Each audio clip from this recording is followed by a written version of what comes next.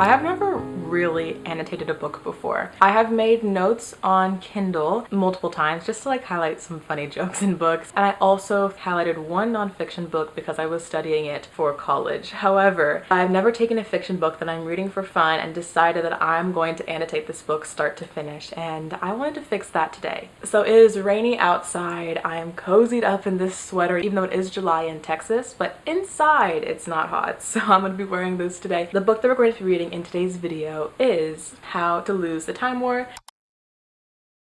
This, I've heard, is a romance sci-fi book. So it follows the story of two characters, Red and Blue. I'm not gonna lie, I don't know much about the actual plot of this book. I've just heard people say it's just gorgeous. The prose is wonderful, it is so romantic, and they use the time travel element and the sci-fi elements in this book to write or leave notes for each other. So I'm guessing that this book is going to be a good book to annotate. Another thing that's great, for me at least, is that this book is super short. It's literally 195 pages, so really not that long at all. It also has really big margins and huge font size. So what I'm saying is I should be able to get through this in one day. Now if I don't, I never said that, okay? But my goal is to finish this book today. So I'm gonna take you along with me. So let's go pull out my annotating supplies and I'll show you what I have available.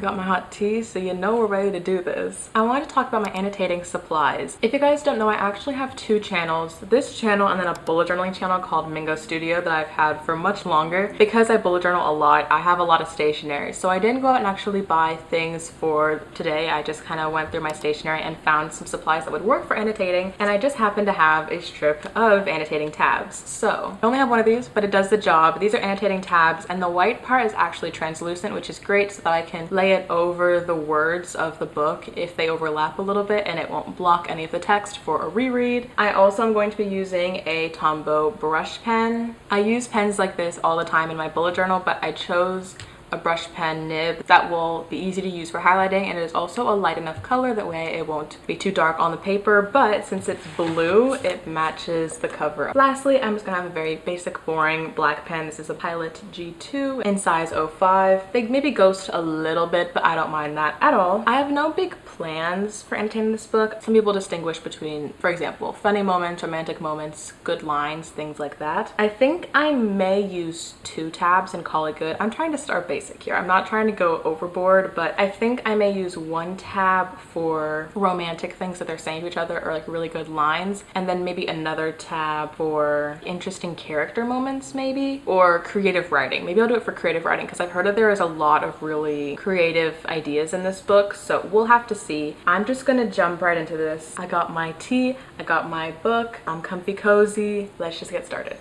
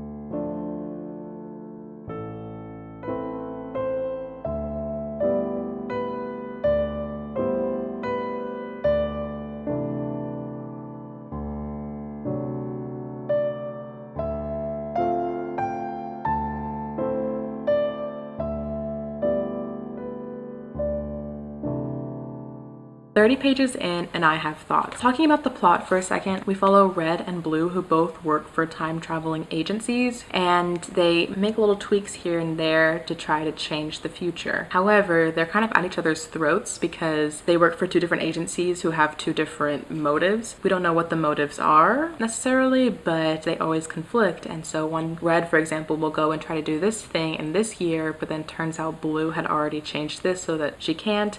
XYZ. A lot of back and forth. Very interesting. But what's even more interesting is because they're going back and forth in time so much, every chapter changes time period, and it does not tell you at all where, when, what's going on. It just drops you in the middle of a time period. Some of it is past, so you can kind of use context clues to put together what's happening because maybe we've read it in a history book somewhere, but some of it is future that obviously hasn't happened. It's like a sci-fi book, so she's making up these worlds too. And so it's very interesting to like be immersed, and you have to just let yourself kind of be tossed and turned around, and you have to let yourself not understand it for a minute because you're not going to. I think the point is that it's not easily understood, but rather than trying to like say this is what year, this is the time, etc., the focus is less on that and more just about the story between Red and Blue. That being said, the descriptions in this book are so beautiful. People were right when they said that the prose is amazing. I am highlighting so much. It may be kind of hard to see, but I'm trying. I only have one tab so far, but I don't know, I'm nervous to put tabs down for some reason. I have so many of these, I can easily buy more, but I'm like, it's much easier for me to highlight something than like use a tab. I feel like I'm wasting it, although I'm not wasting it. Maybe it's like a mental block I need to get through if I want to annotate more. I'm always like that with stationery. I'm like, but maybe I should save it for a better moment in the book. But I'm like, well, if you like this moment, put a tab down, Sophie. It's not that serious. Anyway, like I was saying though, the writing is just so descriptive that honestly, it's making me want to draw. Like, not even lying. I'm an artist and I love the descriptions. Every single chapter in here is a new world, a new location, new descriptions, and there are like big things too about like earths and moons and flames and destruction, but there's small things like in caverns and little details like this. And it's honestly making me think that this book could be translated very well into a graphic novel or a movie because the visuals would be amazing. Anyway, so I'm gonna take a break right now, but I'm gonna come back to this soon and pick up where I left off.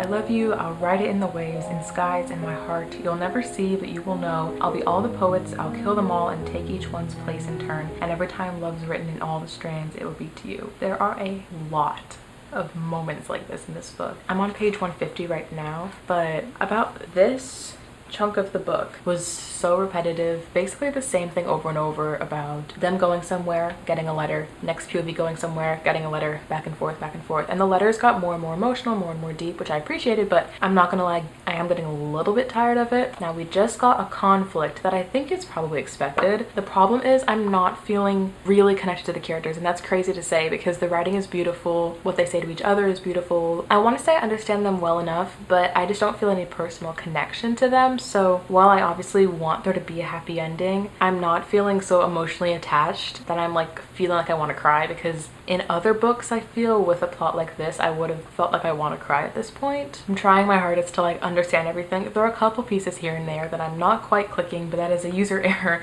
I think it's going a little bit over my head, but most of it I think I'm grasping onto. I've read the reviews that people said this is their most favorite book in the world. It's so beautiful, it's amazing, and I do think that the writing itself is amazing, and I think that the story is incredibly creative, but I'm just not feeling that connected, and I need to be connected to give a book like, for example, a 5-star rating. Like, I need to feel like the characters are real people, they're like in the room with me and I'm just hearing their story, and I don't feel that, unfortunately. But I'm really close to finishing. I have less than 50 pages left, so hopefully, crossing my fingers, it has a happy ending.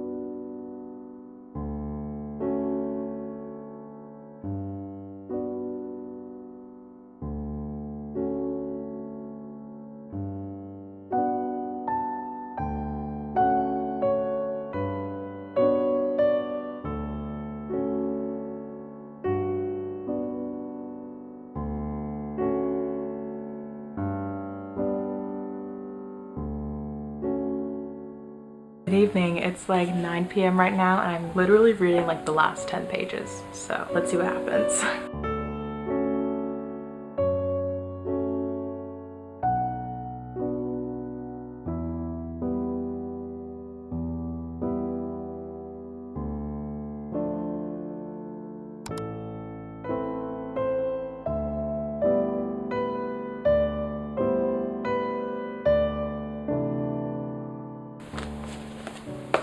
It's done. How do I articulate my thoughts? So I want to talk about the book 1 and then my process annotating 2. Number 1, I have so many mixed feelings on this book. I have read all the people saying that it's a 5-star read, and I understand completely why they say stuff like that. The prose, the purple prose in this is fantastic. I'll show you, but there are so many tabs in this book, surprising me. There are so many highlights. I feel like every page I highlighted something. And yes, I was doing it for the purpose of this video, but also like genuinely there are so many just beautiful words and beautiful sentences in this book. It talks about gods and universes and planets and stars, but it also talks about the simple and the mundane of everyday life, and it really is just beautiful. Absolutely stunning. If you want a gorgeously written book, read this. However, unfortunately, because I hate saying this, but plot-wise, interesting, yes. Connected, no. I didn't feel connected to the characters very much. I'm not going to say whether the ending was happy or sad. I feel like that's something that you have to find out yourself while reading, but I will say that I never felt the prick of tears. I never felt absolutely elated. It happened, it was beautiful, but I felt separated from it. And secondly, the beginning of the book, very interesting when I got introduced and we're slowly getting used to the writing style and the way that the book was structured. The ending was really good, probably my favorite part of the book, because I had the most tabs in the back and there were a lot of fun moments with the climax of the book and the problem that they had to solve, but in the middle, so repetitive, I got a little bored. I'm not gonna lie, I really had to push myself through the middle section of this book because it was basically the same thing over and over. So I know a lot of you are gonna hate me for saying this, and that's okay. We can all have different opinions. While I think that the writing in this book was 5 out of 5 stars, because of my issues that I had with it, I'm gonna give it 3.5 stars instead. Great book, really enjoyed it, and I probably will pick it up just to like flip through at my annotations because I wrote a lot of them, but I don't think I'll ever be reading this book cover to cover again because, like I said, the middle part dragged and I just didn't feel super connected to the characters. So 3.5 is my final rating, I think, but hopefully I can write something more succinct on Goodreads and Storygraph. As far as my experience annotating today went, I really enjoyed it. Like I said, there were a lot of parts of this book that I really wanted to annotate, so I'm glad I took the time to highlight, to circle, to underline, to tab. I think it's just beautiful too, seeing all the tabs, seeing all my handwriting in it. Love having a book feel loved. That being said, it is time consuming. It takes me longer to read whenever I am doing it like this. I probably will try to do this more often every now and then with some physical books, especially ones that I think will be really deep and meaningful and have a lot of good things to highlight, but I think I'm not gonna be the kind of person that does this for every book. It just depends on how I'm feeling. So those are my final thoughts. I hope you guys enjoyed coming along with me on a cozy reading vlog today. I finished the book in one day, so pat on the back for that. If you want to follow me on Goodreads and Storygraph, they're both linked down below. They're where I track all my books, and if you also want to follow my personal Instagram, also linked down below. And as always, subscribe. I'm posting every 4 days on the channel during the summer. Send you guys so much love. Have an amazing day wherever you are, and if you want to watch my video reading popular book talk books that I posted a couple days ago, I will have it linked right here on the screen. Goodbye!